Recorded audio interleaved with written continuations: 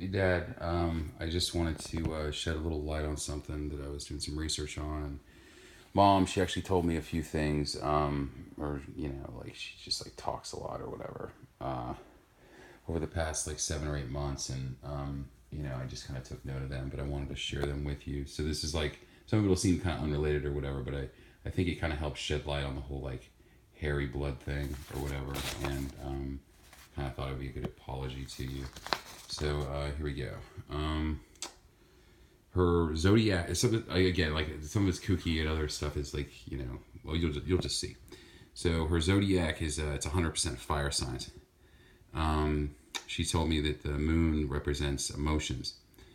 I thought this was cool. She said that you and she had planned to name not just me and John but also all of your children. You were gonna have like maybe 11 more or 12 total or something like that, or nine more. I'm sorry, to have a total of 11 or 12. Anyway, so she started birth, like labor for me on August 13th, like in the evening. And she said that it was pretty, she said that it was it was weird because like John was such a long pregnancy. It was like, 14-hour labor or whatever. And usually the second one's supposed to be pretty easy, but not with me. Mine was like 14 hours or whatever. So she started that then. And then I looked up some like court records or whatever, and I saw that she like filled out, or let's see, it was like I think it was here, like on Courthouse Direct or whatever. So it kind of like lists out like different like businesses she started, which I thought it was interesting because she because I've started some and you have too or whatever. Anyway, so yeah, so she started that, but that wasn't until like I thought it was weird because it was like 2.5 months after I was born. Anyway, I looked it up, and on the 13th also, there's these like meteor showers that happen every year from like late July to sort of mid August, and they peak at different times of the year. But on in '82 when I was born, that year it peaked in on the 13th. And then let's see. So I was born August 1982 at 9:04. I speak bluntly. I just wanted to apologize to you for that. But she mentioned that. She's like, James, you speak bluntly or whatever. She was like a sharp tongue. Let's see. So, I died. I drowned in May of '83. Mom said it was I was 9 months. She wasn't sure the date. But she's like, yeah, you drowned. But it was weird because, like, I came back in the bathtub and it was you and John in there, and the water was running, having turned it off to go take a phone call. And when I came back, the water was running, and John was just sitting there, but you were like blue. So then she gave me CPR, and then I coughed up the water. And what's weird, I was like, well, what happened after that? She's like, well, you spoke your first word. You said "mama," and I never really told anyone this, but you seemed different after that. I was like, yeah, that's maybe why I was such a fucking hellion. Uh, she had another business that was filed for Designs by Linda in October of '84. It was an assumed name in Dallas County. I'm pretty sure you guys had a bitter divorce. I don't know what happened. I think you guys have like both sides or whatever. I know what with Katrina and we definitely had two different sides to our divorce. But I think she was more sort of like in the right because she was trying to make it work and I screwed up. After I've spent enough time with her and you, and I know both of us like we haven't always gotten along. Like I haven't always gotten along with you or Mom. I always felt like an orphan or sounded like an orphan or whatever, or acted like an orphan. Um, but I thought a lot about it, and who's right or wrong or whatever. I don't really care, but I think that, well, I don't know. I just think it's tough going through a divorce. So like I know she was like pretty angry and like worried or whatever, like when you guys get divorced, and she said that she couldn't sell the home until like it was gonna get foreclosed on. And I looked up the record, and it says that it was sold on Purdue Street on 11/25/85. But then I mean I guess she didn't get paid or whatever in your settlement for divorce, until the final liens kind of got like removed from the home. But What's interesting is she said that she had this angel experience. She's like, yeah, the night before they were going to foreclose on the home, I was worried. I went to the bathroom, and it felt like this angel like came behind me, and it's just like I felt like everything was going to be okay. And then the next day, she got an offer. I don't know if she ever told you that, but she shared that with me, and I thought that was interesting. Oh yeah, so like I looked that up. That like you guys finally had your lien go through. I guess she got paid after that. On from some Gibraltar savings. I also saw that she filed an assumed name for Foundation Center for Spiritual Healing and Growth, which I thought was kind of different than like Designs by Linda or Being Beautiful or whatever those were. John turned 8 in July of '81. That's when he was in third grade. I was in second. This thing, like during, well, I remember like two episodes that were like back to back where like John had like seizures or whatever in school, and he was in third and I was in second grade, but he's like always been such a good kid, not like me, who's always been like a hellion or whatever. And then in law school, I guess he had his sort of episode, and I'm not sure. I think about like what I had happen to me, and then what he did, and Mom said like that like during that period, you guys filed on November 27th, '84, but during that period, you had a spiritual thing, and Mammy always had it. And I asked her, I was like, what's the odds that like a grandmother and then her son and then both sons would have that? She said that's impossible. And then I think she mentioned that you had a comment. You're like, well, that hairy blood runs deep. And then there's her book about his bipolar period, like in law school, that's published in May of 2019. So, why did I tell you all that? And let's see if I can do this. Let's see if we can get this done. Hold on, let's make sure it's clear. And if I had a pen, I'll just try to wing it. And there appeared a great wonder in heaven, a woman clothed in the sun, and the moon under her feet, and upon her head a crown of 12 stars. As she, next verse, she being with child cried, and pain to be delivered, travailing in birth.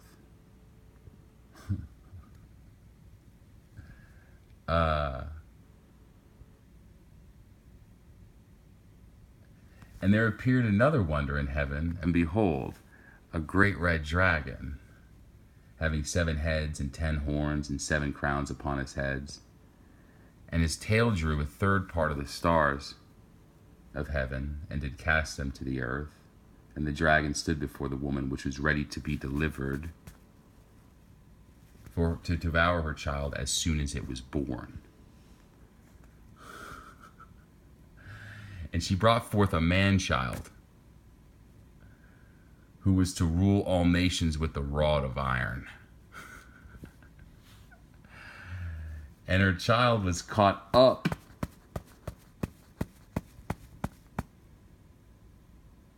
to God and to his throne. And the woman fled into the wilderness, where she had a place prepared unto God, that they should feed her 1,260 days. I'm born 8/14/82, and that final lien release, remember that spiritual experience, was 1,260 days to the fucking day. Let me continue. And there was a war in heaven. Michael and his angels fought against the dragon, and his dragon fought against and his angels, and prevailed not. Neither was their place found any more in heaven. And the great dragon was cast out, that old serpent called the devil, and Satan, which deceiveth the whole world. He was cast out into the earth, and his angels were cast out with him. And I heard a loud voice in heaven, Now is come salvation and strength, and the kingdom of our God, and the power of his Christ. For the accuser of our brethren is cast down, which accused them before our God day and night. And they overcame him by the blood of the Lamb, and by the word of their testimony, and they loved not their lives unto the death. Therefore rejoice, ye heavens, and ye that dwell in them. Woe to the inhabitants of the earth and of the sea, for the devil is come down unto you, having great wrath, because he knoweth that he hath but a short time. We'll come back to that.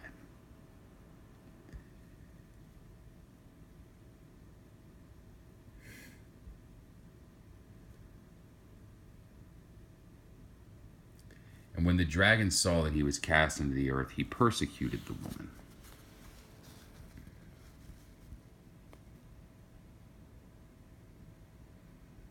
which brought forth the man-child. And to the woman were given two wings of a great eagle,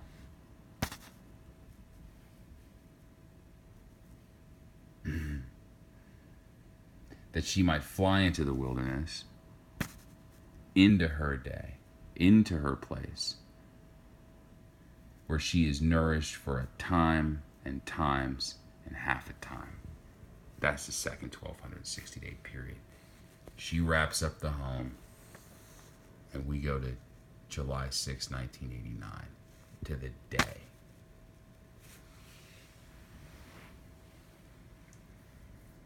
And the serpent cast out his mouth. And the serpent cast out his mouth water as a flood after the woman, that he might cause her to be carried away of the flood. And the earth helped the woman, and opened her mouth, and swallowed up the flood which the dragon cast out of his mouth. So we go from being beautiful, designs by Linda, in that first half of the period, you see, to the earth helping her, you see. These are her and your joint filings in Dallas County, okay? And any business filings she had. You paint a picture of Satan here with these two, and the flood that helps sort of swallow up, or how the earth helps her. You have a picture of lien releases, death of a kid, right? This spiritual experience. And then finally wraps up where she has nothing else filed as an asset with you. The only filings you have in Dallas County are related to your divorce, which span from here, which is funny, all the way to here. Your last filing, 7/10/89. You see that, Dad? You see? All right, let's keep going.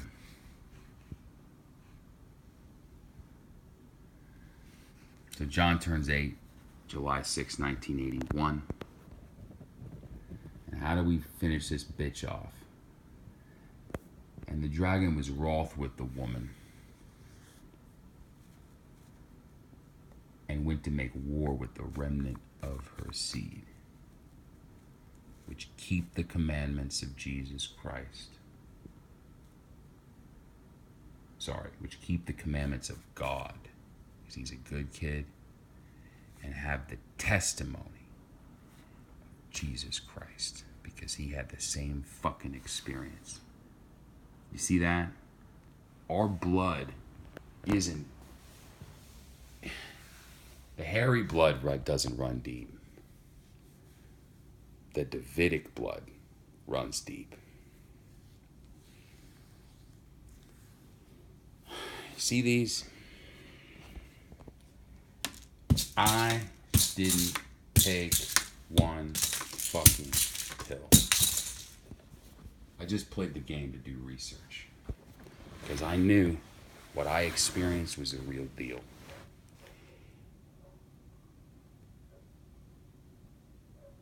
It was God. I got a burning bathroom. Things pixelated at the moment I thought we were all alone in the universe. I had lost everything at that point. I decided to, like you, same thing. But the difference between you and me is that you had kids, so you were no longer the root of David.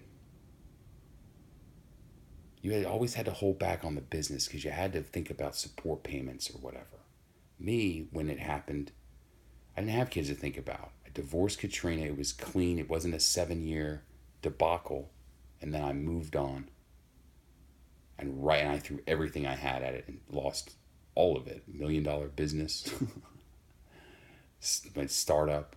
The other little entertainment company that I started. Credit score. All my cash. My car. I lived with Mom. I'd be homeless if I weren't here. And I think the game is, the more you lose, the greater you suffer, the more you stand to gain. Now, the only thing I could lose additionally to this would be my life. And for you, you lost everything plus sunk 35 years into looking for your ark. The only thing you held back was your business because you had to, right? Well, get this. You and I are the two witnesses from Revelation 11. You say that's impossible. Wrong. The only time we've seen each other in the past, 3 years was on January 20th, 2020. Oh, then the 19th and the 20th, that evening and then the next day. And those two witnesses are supposed to prophesy for 1,260 days. Familiar number, right? Well, you know what else happened on January 20th? Donald Trump was inaugurated. I think you emailed him that night, probably something about the ark. You were prophesizing to him. But even if you didn't, I told you that if you died, I wouldn't care. That was an awful thing to say. I'm sorry about that. I don't want anything from you. This is a gift to you. But we need to get together because at the end of that chapter, before those two guys, after they prophesy, and I'm going to show you how to do it. But those two guys, they die. So going into it, they would have to be comfortable knowing that the other was going to lose his life. So technically, when I told you if you died, I wouldn't care, not that I want you to die is what I said, but if you did, I wouldn't care. Technically, that's the exact mentality that those two witnesses would have to go into this picture with. We need to talk, like immediately.